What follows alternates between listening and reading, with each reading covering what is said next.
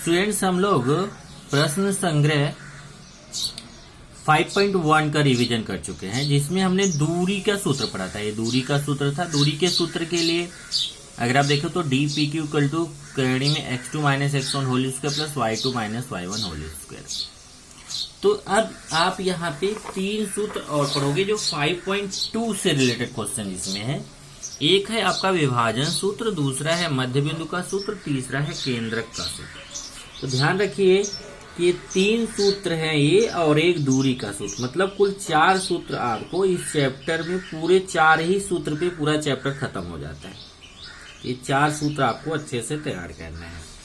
चलिए विभाजन का सूत्र एक बार डिस्कस कर देता हूं। जैसे एक बिंदु है ए जिसका निर्देशांक x1, y1 है, एक बिंदु है बी जिसका निर्देशांक x2, y2 है, और एक बिंदु है P जिसका निर्देशांक हमें ज्ञात करना है। ए बिंदु P जो है वह AB को m अनुपात n के अनुपात में विभाजित करता है। m अनुपात n का मतलब यहाँ कोई संख्या रहेगी, यहाँ कोई संख्या, जैसे मान लो 2 अनुपात 1, 3 अनुपात 2, ऐसा के अनुपात में विभाजित करता है। तो फिर इस बिंदु P का निर्देशांक हम ये सूत्र से निकाल सकते हैं।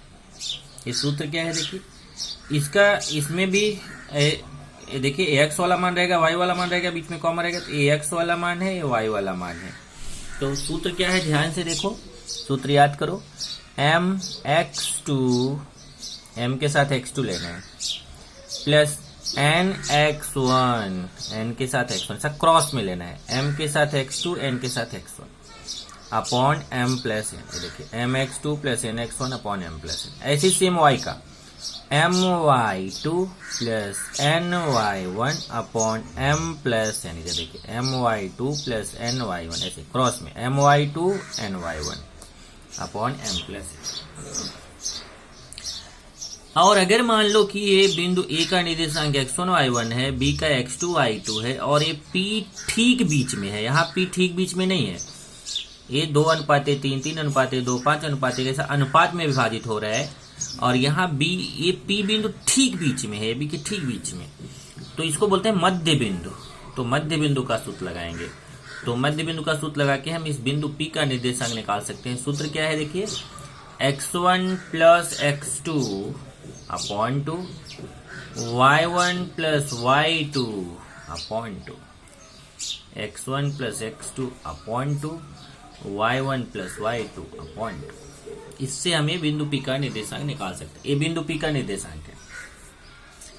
तीसरा केंद्रों, इसी केंद्रों या केंद्रक का सूत्र। अगर एक त्रिभुज है ABC, ये देखिए एक त्रिभुज है ABC, इसमें बिंदु A का निर्देशांक है x1, y1, B का निर्देशांक है x2, y2, बिंदु C का निर्देशांक है x3, y3, और इसका केंद्रक हमें निकालना है। यहाँ पे केंद्रक जी, केंद्रक होता क्या है, इसकी माध्यिकाएं खींचेंगे, तीनों माध्यिकाएं जहां जाके प्रतिच्छेदित करती है उस बिंदु को बोलते हैं केंद्रक।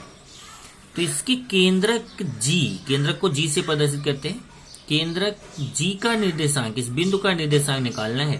तो इसको निकालने का क्या तरीका है, ये देखिए x1 plus x2 plus x3 upon 3, यहाँ से देखिए x1 plus x2 plus x3 upon 3, और फिर दूसरा y1 plus y2 plus y3 upon 3। पहले पहला लेना है, फिर दूसरा लेना है, x1 plus x2 plus x3 upon 3, y1 plus y2 plus y3 upon 3। Okay, अब इस पे अगर आप देखेंगे तो आपका ये उदाहरण है। जैसे पहला उदाहरण है, इसमें आपको एक बिंदु A दिया गया है -7, और दूसरा बिंदु B दिया गया है -6, -5, और बिंदु T का निर्देशांक निकालना है जो AB को 7 अनुपात 2, देखिए 7 अनुपात 2 के अनुपात में विभाजित करता है। तो अगर आप देखें तो ये जो A बिंदु है इसको हम मानेंगे x1, y1, और B को मानेंगे x2, y2, और ये T को मान लिया xy, और फिर A M हो गया m अनुपात n। तो सूत्र हम कौन सा लगाएंगे यहाँ पे, ए विभाजन वाला सूत्र। ये देखिए अगर P का निर्देशांक हम x मान लें और इसका y, x का मान ये है और y का मान ये है। मतलब सूत्र क्या बन रहा है, x बराबर mx2 plus nx1 upon m plus n और y बराबर my2 plus ny1 upon m plus n। देखिए x बराबर mx2 plus nx1 upon m plus n, y equal to my2 plus ny1 upon m plus n। उसके बाद कुछ नहीं करना, केवल मान आपको रखना है बस। जैसे यहाँ पे देखिए x का मान रख दीजिए, m का मान रख दीजिए, m का मान 7, बीच में गुणा छिपा हुआ है। फिर x2 का मान ऋण 6, फिर प्लस, फिर n का मान 2, फिर बीच में गुणा छिपा हुआ है। x1 का मान ऋण 7 बटे m plus n 7 plus 2। m का मान 7 है, n का मान 2। अब इधर गुणा करो, प्लस माइनस का गुणा माइनस, 7 छंग 42, प्लस माइनस का गुणा माइनस, 2 सत्ते 14, 7 में 2 जोड़ेंगे 9, माइनस माइनस जोड़ा जाता है बड़ी संख्या का चिन्ह, 42 में 14 जोड़ेंगे 56, बड़ी संख्या के सामने माइनस है तो माइनस बटे 9। ओके, अब ऐसे ही y वाला सूत्र लगा देंगे, y बराबर my2 plus ny1 upon m plus n। ये देखिए ये सूत्र याद रखो, ये सूत्र है। अब यहाँ m का मान 7, बीच में गुणा, फिर y2 का मान ऋण 5, फिर बीच में प्लस, फिर n का मान 2, बीच में गुणा, y1 का मान 4 बटे m प्लस n 7 प्लस 2। देखिए m का मान 7, n का मान 2। अब गुणा करो, प्लस माइनस का गुणा माइनस, 7 पचे 35, प्लस प्लस का गुणा प्लस, 2 चौक 8 और इस 7 में 2 जोड़ेंगे 9, माइनस प्लस घटता है बड़ी संख्या का चिन्ह, 35 में से 8 गया 27, बड़ी संख्या के सामने माइनस बटे 9, ये 9 से कट जाएगा, 9 त्रिक 27 आएगा -3। इस तरीके से बिंदु टी का निर्देशांक आ गया ऋण 56 बटे 9 और ऋण 3। देखिए इस बिंदु टी का एक्स वाई का मान आ गया ना, एक्स का मान ऋण 56 बटे 9 है और वाई का मान ऋण 3 है, तो हो गया उत्तर ऋण 56 बटे 9 ऋण 3। सेम तरीके से ये देखिए, ये आपका दूसरा क्वेश्चन, उदाहरण 2। अब यहाँ क्या है, a 15 5 b 9 20 p 11 15 इसका एपीबी, तो ज्ञात कीजिए बिंदु p रेखाखंड AB को किस अनुपात में विभाजित करता है। अब यहाँ अनुपात निकालना है, तो अनुपात निकालना है तो भी वही तरीका है, जिसमें आप देख सकते हैं कि a का निर्देशांक 15 5 दिया है, b का 9 20 दिया है, p का 11 15 दिया है और मान लेते हैं कि m अनुपात n के अनुपात में विभाजित करता है। हमें mn का मान निकालना है, तो सूत्र हम x वाला भी लगा सकते हैं, y वाला भी लगा सकते हैं। देखो मैंने x वाला लगाया यहाँ पे, मतलब उदाहरण में x वाला लगाया है, x बराबर mx2 plus nx1 upon m plus n। x का मान यहाँ से देखिए, इसको देखो, इसको x1 y1 मानेंगे, इसको x2 y2 मानेंगे और जो बीच में है उसको xy मानेंगे। हमेशा ध्यान रखो, एक किनारे वाले को x1 y1 मानना है, दूसरे किनारे वाले को x2 y2 मानना है और जो बीच में है उसको xy मानना है। x का मान 11 है, x का मान 11, देखिए x का मान 11, देखिए यहाँ से x का मान 11 है, तो x का मान 11 बराबर m का मान पता नहीं है, गुणा बीच में छिपा हुआ है, x2 का मान 9 प्लस n का मान पता नहीं है, n ऐसे ही बीच में गुणा छिपा हुआ है, x1 का मान 15 बटे m प्लस n नहीं मालूम। अब यहाँ पे देखिए 11 ऐसे रहेगा, इधर गुणा करो 9m, इधर गुणा करो 15n बटे m plus n। m plus n इधर भाग में है, बराबर किधर लाके गुणा कर दो, तो 11 का m से भी गुणा हो जाएगा, 11 का n से, 11m प्लस 11n और ये 9m प्लस 15m। m को एक तरफ यानी n को एक तरफ, ये देखिए 11m है, 9m इधर आएगा तो प्लस इधर आके माइनस हो जाएगा, इधर 15n है, प्लस 11n इधर आएगा तो माइनस हो जाएगा, 11m में 9m घट जाएगा तो 2m आएगा, 15n में 11n घट जाएगा तो 4n आएगा, 11 में से 9 घटाइए 2, 15 में से 11 घटाइए 4।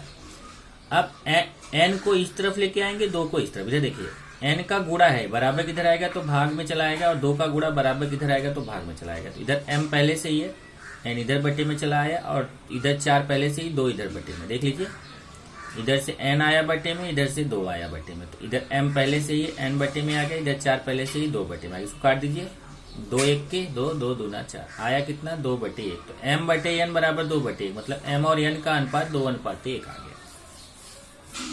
इसी तरीके से यहाँ पे है बिंदु ए बी को जोड़ने वाले रेखाखंड को 3 समान भागों में विभाजित करने वाले बिंदुओं के निर्देशांक ज्ञात कीजिए। अब यहाँ जैसे देखिए एक बिंदु ए है, एक बिंदु बी है, इसको हमें 3 समान भागों में बांटना है। तो 3 समान भाग में बांटने के लिए आपको 2 बिंदु लेना पड़ेगा। तो ए का निर्देशांक हमें मालूम है 2,-2, बी का निर्देशांक -7,4, और हमें ऐसे अगर 2 बिंदु ले लेंगे तो देखो 3 भाग हो गया, 1 2 3। तो 3 समान भाग करना है तो 2 बिंदु लेना है, 4 समान भाग करना है तो 3 बिंदु लेना है, 5 समान भाग करना है तो 4 बिंदु लेना है। मतलब जितने समान भाग करने उससे एक कम बिंदु लेना है। अब हमें पी का और क्यू का निर्देशांक निकालना है। ओके, तो कैसे निकाल सकते हैं? यहाँ पे यहाँ देखो इसने समझाया है कि एपी, अगर हम पी के लिए जाएं, एपी पी क्यू और क्यू बी तीनों समान है। तो अगर हमें एपी बटे पीबी निकालना है, देखिए एपी बटे पीबी, तो एपी अपनी जगह है और पीबी 2 भागों से मिलके बना हुआ है, पी क्यू प्लस क्यूबी। तो पीबी की जगह पी क्यू प्लस क्यूबी लिख दिया।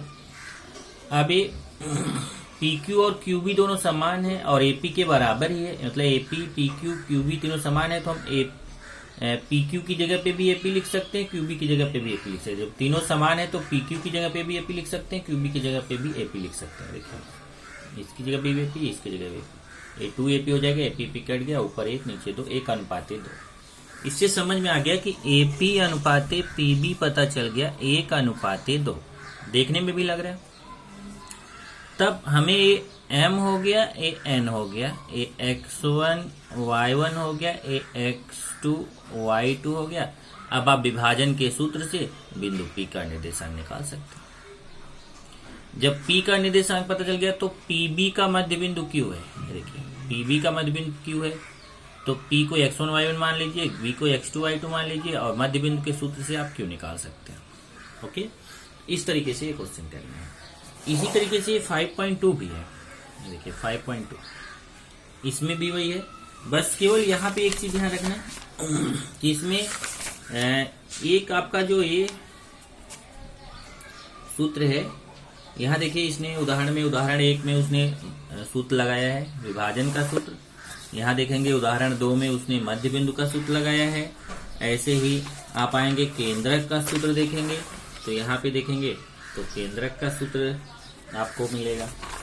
देखिए यहाँ पे केंद्रक का सूत्र, जैसे ये आपका इसको x1 y1 मान लो, इसको x2 y2, इसको x3 y3, ऐसे x1 y1, x2 y2, x3 y3, और बिंदु G का निर्देशांक x1 plus x2 plus x3/3, y1 plus y2 plus y3/3। इस सूत्र से आप बिंदु G का निर्देशांक निकाल सकते हैं। ये 7वां क्वेश्चन होगा। इस तरीके से आपको इस एक्सरसाइज के क्वेश्चंस करने हैं। तो अभी मैं आपको जो क्वेश्चंस दे रहा हूँ उसको आपको करना है।